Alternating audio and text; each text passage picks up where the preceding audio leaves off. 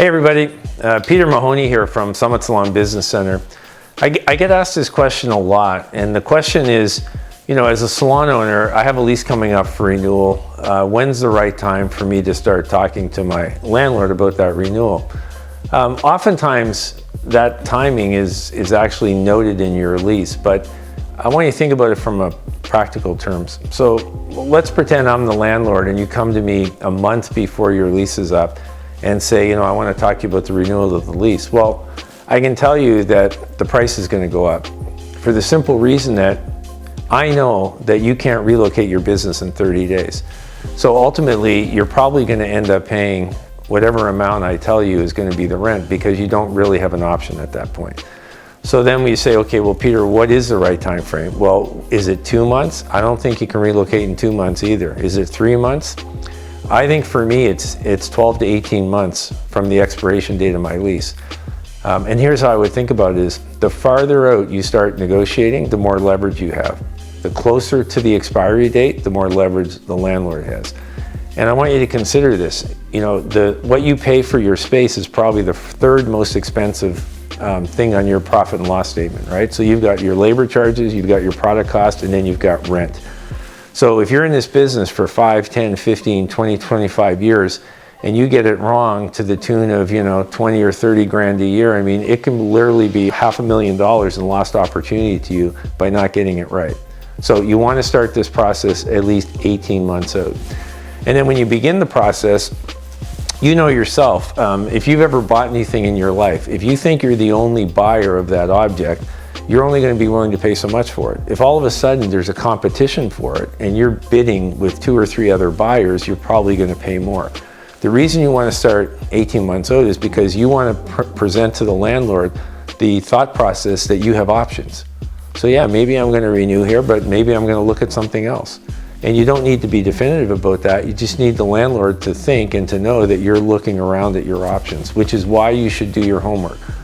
So before you go to do that renewal, you should check and figure out what the commercial rent rates are for similar types of properties in your market so that you have an idea, because trust me, the landlord knows what those numbers are, okay?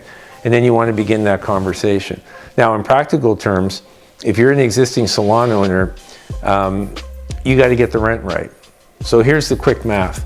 At the end of the day, if you want to hit a home run as a salon owner when you're renewing this lease, you want to try to pay a rent that's 1/20th of your sales.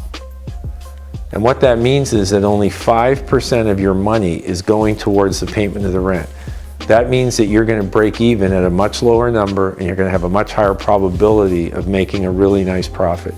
So I'll give you some examples. If you were doing $50,000 a month in sales, if you divide that by 20, you get $2,500. $2,500 is 5% of 50,000. If you could get your lease renewed at $2,500 a month, it's a home run.